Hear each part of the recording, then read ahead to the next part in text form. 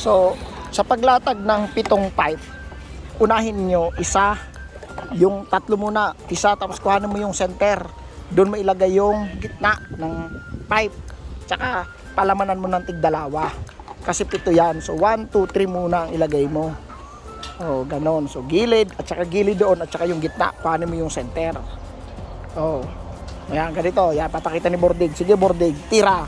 Oh, yan. Tapos kinuha niyo yung center. Doon ilalagay yung center, tapos 2 na lang dito sa gitna. Oh.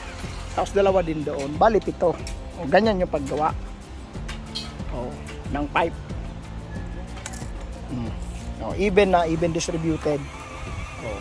Tapos lalagyan mo ng ano dito, yung L, no? Kahit yung pinagtabasan mo nito, kaya flat bar o kaya angle bar, o kaya yung pinagtabasan mo nito, i-rivet mo dito, welding mo dito para hindi siya gumalaw.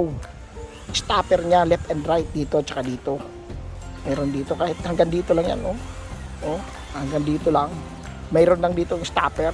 Dito ngayon sa gilid, pantay mo dito. Ngayon, lalagay mo ng ano dito, ng stopper. Centimeters pala yung area. Yes, gap. 7, no? 7, no? Oo, 7. 7 pala. Oo, very good.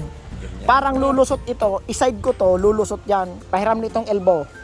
Yan, lulusot itong elbow dito. Okay? Yan, lulusot. Okay? Kasi, pag hindi lumusot, mas masyadong maano itong lettuce ko dito. Yan. Okay? Since na lowland dito, ganyan dapat. Okay?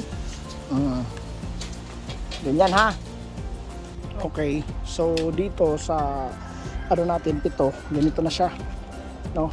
Galing sa saddle clamp, male adapter ka dyan para maidikit mo to, no? Kasi may ano yan dyan, may thread. Okay, then gate valve ka dito, bubble valve. Okay, bago umakyat sa T. Okay, pag T ganyan, may 5mm na butas, tapat-tapat. Okay, dito sa gitna 5mm, 5mm, 5mm na butas. Okay, bubutasan yan para tumulo dito sa baba. Ganoon din dito, 5mm ang butas dito ha, sa blue pipe. Ganun dito. Yan, 5mm. End cap. Lahat yan na table. Ganyan. Pagdating dito sa gitna, no, sa gitna, since na 12 dito, 12. So, 2 ang saddle clamp. Bali, ang distribution nito, 6 na pipe. Doon, 6 na pipe.